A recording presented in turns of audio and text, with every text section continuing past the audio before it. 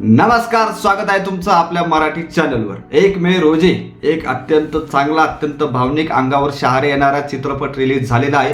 मराठी सिनेसृष्टीतील सर्वात मोठा चित्रपट आणि नक्कीच जसं काय ओपनिंग झालेलं आहे, जे कलेक्शन झालेले आहे त्यानुसार नक्कीच आपण म्हणू शकतो की 100 कोटीच्या क्लबमध्ये लवकरच सामील होणारा चित्रपट अर्थातच राजा शिवाजी हा चित्रपट आपल्या भेटीस आलेला आहे।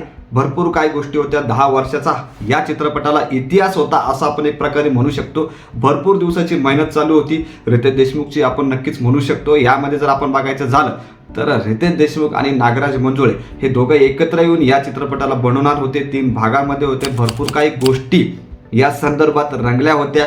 असं सुद्धा बातमी आली होती की त्या दोघांमध्ये वाद झाला आणि त्यानंतर चित्रपट थांबला।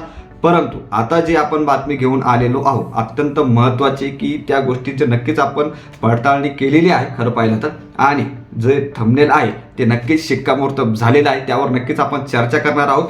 कलेक्शन सुद्धा बघूया, चित्रपट कसा चाललाय ते सुद्धा बघूया, आणि जो महत्त्वाचा मुद्दा आहे नागराज मंजुळे आणि रितेश देशमुख यांच्यामध्ये वाद होता का किंवा आता आहे का यावर नक्कीच थोडक्यात चर्चा करूया। त्यामुळे अजूनही चॅनल सबस्क्राइब केले नसेल तर एकदा नक्की करा। चला पुढे बोलूया।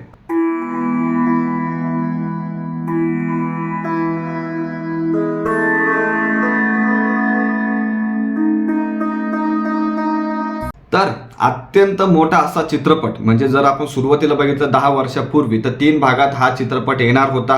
राजा शिवाजी, त्यानंतर छत्रपती शिवाजी, अशा वेगवेगळ्या भागांमध्ये हा चित्रपट आपल्या भेटीस येणार होता। परंतु कोरोना काळामध्ये हा चित्रपट थांबण्यात नक्कीच त्यामध्ये विविध कारणं असतील, परंतु एक कारण सर्वात मोठं जे समोर आलं होतं की ज्याला आपण म्हणू शकतो बूड नाहीये, त्याला काहीच प्रूफ नव्हतं, ते सुद्धा समोर करण्यात आलं होतं की नागराज मंजुळे आणि रितेश देशमुख यांच्यामध्ये वाद झाला।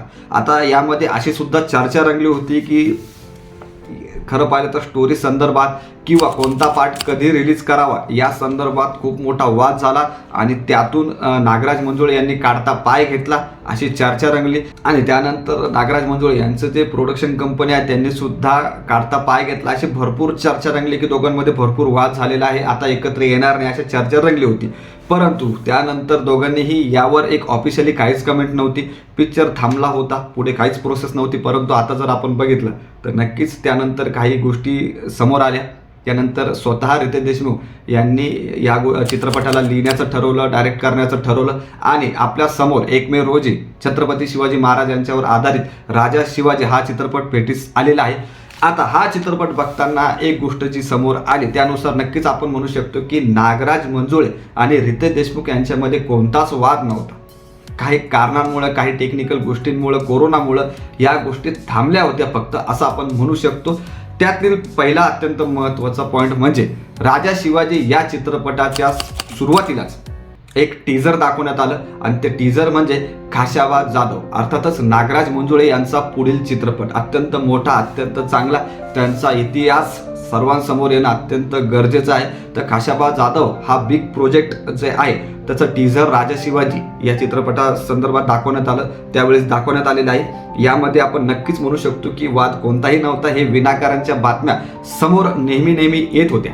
आता खाशाबा जाधव या चित्रपटासंदर्भात सांगायचं झालं तर खूप मोठे मोठे कलाकार या चित्रपटात सुद्धा आपल्याला दिसत आहेत। तसंच अत्यंत महत्त्वाचं म्युझिक अजय अतुल यांचं म्युझिक या चित्रपटाला सुद्धा लाभलेलं आहे। राजा शिवाजी या चित्रपटात सुद्धा अजय अतुल यांनी म्युझिक दिलेलं आहे, अत्यंत कडक आहे। जे काय गाणी झालेली आहे, जे काय बॅकग्राऊंड म्युझिक आहे, डोळे तुमचे पापण्यात थांबतील, अंगावर शहार येतील असं यांना म्युझिक दिलेलं आहे। आणि नक्कीच खाशाबा जाधव या चित्रपटाला सुद्धा अजय अतुल यांचं म्युझिक आहे। एकंदरीत आपण जर बघितलं तर कोणताही वाद नव्हता, विनाकारांची बातमी होती। असं सुद्धा होऊ शकतं की आता नक्कीच रितेश देशमुख यांनी सुद्धा 3 पार्टमध्येच हा चित्रपट आणणार आहे। आता पहिला भाग नक्कीच राजा शिवाजी हा रिलीज झालेला आहे। पुढच्या भागामध्ये नक्कीच आपल्याला असं सुद्धा होऊ शकतं की नागराज मंजुळे आणि रितेश देशमुख हे एकत्र दिसू शकतात, शक्यता नक्कीच आपण वर्तवू शकतो।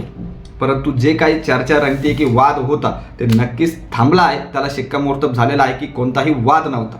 आता चित्रपटासंदर्भात जर बोलायचं झालं तर चित्रपट अत्यंत कडक चालतोय। राजा शिवाजी, छत्रपती शिवाजी महाराज यांच्यावर आधारित हा चित्रपट अत्यंत कडक चालताना दिसतोय। 12.40 करोडची ओपनिंग या चित्रपटानं दिलेली आहे। सर्वात मोठी मराठी सिनेसृष्टीतील ही ओपनिंग आहे, सर्वात मोठी, आणि नक्की 100 करोडच्या क्लबमध्ये हा चित्रपट जाताना दिसतोय. जर आपण दुसऱ्या दिवशी बघितलं तर 11.50 करोडचं कलेक्शन या चित्रपटानं केलेलं आहे. आणि ज्या प्रकारे हे चित्रपट जातोय, नक्कीच अत्यंत चांगला चित्रपट आहे. 100 करोडच्या क्लबमध्ये जाणार.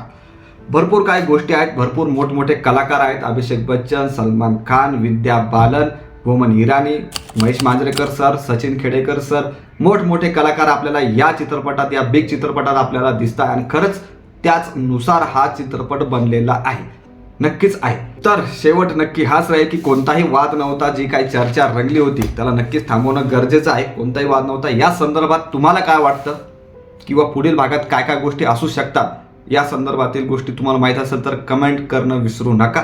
बाकी सबस्क्राईब करायला सुद्धा विसरू नका. धन्यवाद.